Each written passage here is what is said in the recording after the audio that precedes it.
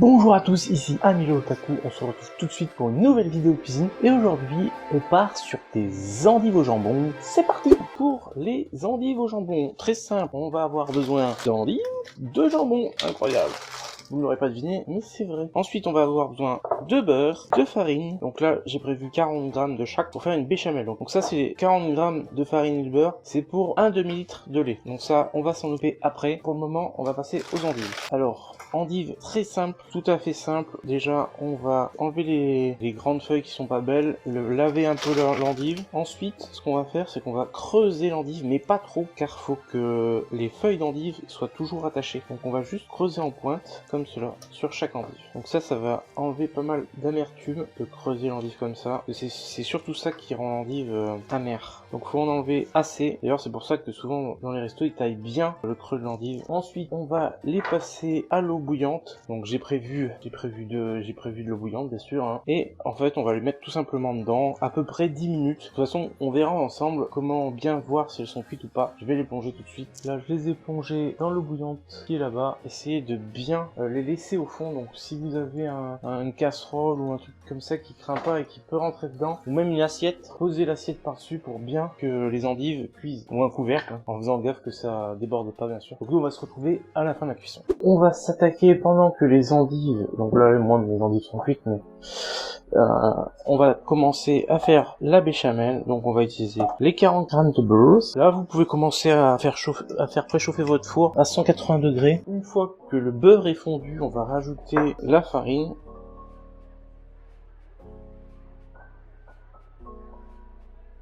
Hop, on rajoute la farine.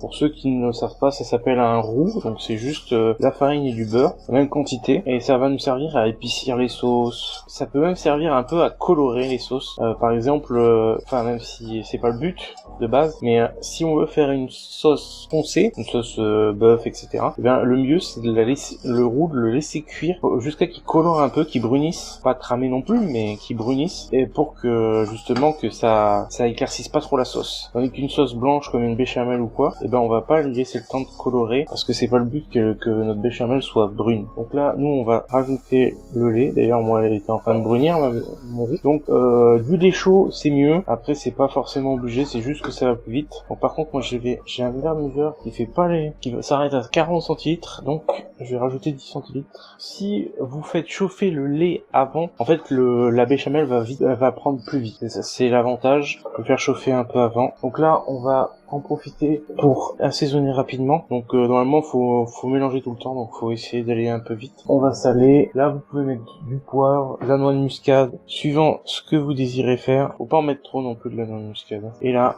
on mélange. Hop. Et là on va mélanger jusqu'à que ça épaississe, tout simplement. Si vous voulez vous pouvez goûter pour voir si c'est assez salé, etc.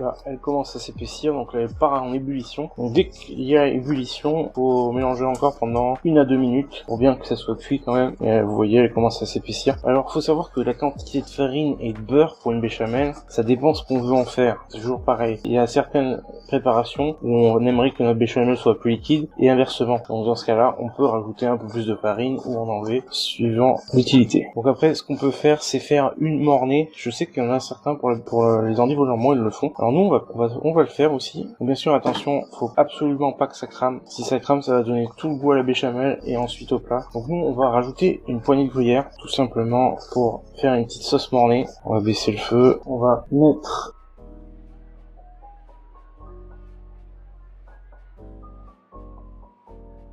donc là, notre sauce est terminée. Vous voyez, elle est pas très épaisse. Pas grave pour des endives au jambon. Donc vous pouvez laisser le temps que ça... En fait, vous les laissez au chaud, le temps qu'on obtienne la bonne texture, tout simplement. L'eau va s'évaporer et du coup, ça va de plus en plus s'épaissir.